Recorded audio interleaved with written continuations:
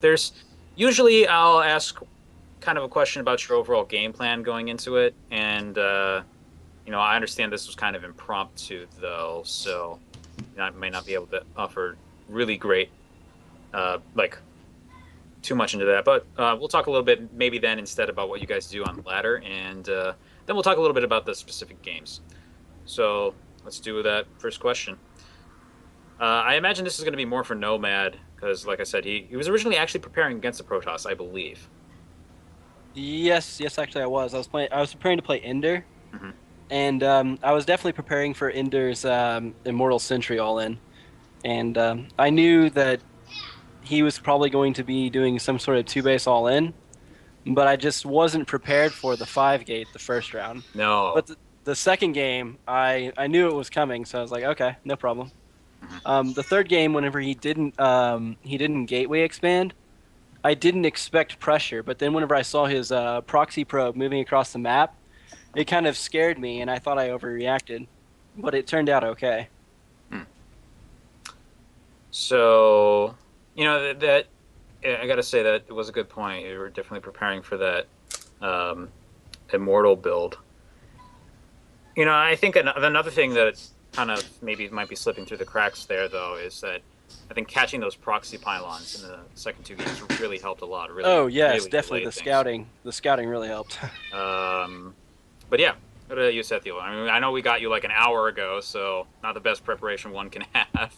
Oh, it's all right. But yeah, how do you usually approach this matchup then, in general? Because I imagine you did the same way you do probably for ladder. Uh, Typically, the three base after the first match, I was really confident with my two base gateway pressure. Typically, I would go up to 8 gates, and that's completely all in. But this time, I was preparing go in with 5 gates, just put on some pressure. But once I noticed I took out a Zerg, his little composition quite easily. I was like, all right, I'm going all in.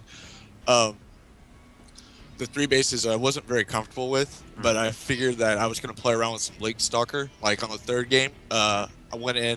I expected to do some damage to his third, but whenever he completely held his third like a champ, I was scared from that point forward. I was like, all right, I have to take a third. I have to be able to play as defensive as possible. Try to harass here and there. Your scouting nomad was Yeah, really good. you like Those pylons kept me from being able to harass around on the map and keep map control. he All got right. he got every single attempt at the pylons. So, like I did. there was I that. thought there was one where you had I thought there was at least on Derelict Watcher. I thought there was one that you had somewhere No, I that I meant didn't. I meant on that last map Oh, on oh, Yansu. On Yansu, pylon to the far left, it oh yeah. was it. I was I I wouldn't thought say that it was was. from your base. trying to remember when you got that. It's I all was. fuzzy. That wasn't the most effective pylon. It could have been closer. I could have gotten reinforcements or harassment to your base a lot sooner. But just I tried to play it safe, and it was a good match. No, Played really yeah, I well. mean, what Match. I think the scouting is actually a very key point in all this because I think in the first game, what happened is your overlord actually did see the gateways. But it was too late at that point. It was just like, oh my god. You actually kept droning for a little while after that, but yeah, you're right. By the time you actually managed to get to the point where you were getting the roaches, you had enough, but they were coming out as he got there, and I unfortunately, see. it was like basically getting all your stuff force fielded was Yeah. the result. But I gotta say, those are very good games. They're very exciting to watch. So thank you both, gentlemen. Any questions from you, ViperX? Yeah, I have two tips that I want to throw out there, Hmm. and they're both for Setheal. You had the pylon in the left side of the map on Yansu, and you said it wasn't effective. Actually, Omega and I were waiting for you to blink up into the natural and destroy everything because the Ari was out of position. And what actually happened, you went around the rocks and Oh got yeah, squashed. Yeah, that was a that was thing. one point. There was nothing there. If you would I have mean, blinked up, natural was there. I was actually really confused about how much damage you could actually get done there. Like I thought maybe kill a few drones, but with the speed of the Zerg units on creep, uh, That was amazing. I but don't And know. one I other, liked the idea though. I feel like there's something to that. yeah, you should have Okay. blinked. Definitely, you had the mothership, you had the vision, you should have blinked. My And my thought. Go ahead. Come on. No, go ahead. Oh, and the last thing that I wanted to say was about the forges. You need a couple of forges. You only had one forge, and that got you bad with the upgrades. He Oh, was 3-3, and you were 3-0. oh wow. That actually So- happened on both of the previous, on both of the last two games. Did you guys not realize that? Oh, I realized I was at 3-3. I thought he was at 3-3 too. Oh no, he wasn't. Which it was the reason why a lot of those battles were either like super close or very, very one-sided in favor of the Zerg.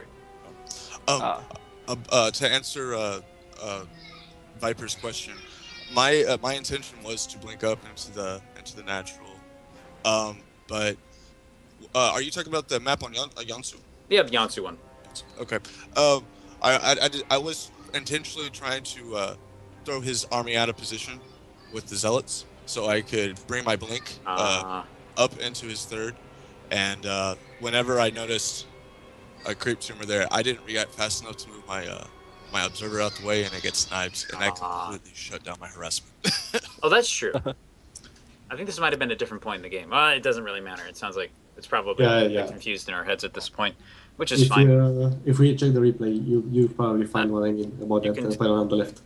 You can do that later. It wasn't just the pylon. We might be each of us might be thinking of something different, actually. Yeah. Never mind. Talking about the warp prism move out. Yeah. That was my intention. That was another thing there too, yeah. But anyway, I gotta say one thing I really liked before I get off. Is it Derelict Watcher? Yes. Star Station is oriented the other way. That's how I remember that. The Derelict Watcher game, I like the place where you engaged with the force fields. Like, it's very, very nicely done. Very able to really like cut the army out, take a few things out, and then use the force fields to retreat. And then his walk around distance is so long there that you can get away pretty cleanly. Yes, thank you. I personally find that map is very tricky for me. I just find like I have a really hard time telling where to engage with that kind of army. But I'm going to remember that. I'm going to use it. Yeah, the choke points in the middle of the map is really can change the game for you. Awesome. So yeah, I think we probably should go ahead and get the next show match ready. So thanks for coming by, guys. And all right, it was a pleasure. Thanks for having me. Yeah, glad you had fun. Good game, guys. Good game. Nomad, good game. GG, man. Good game, man.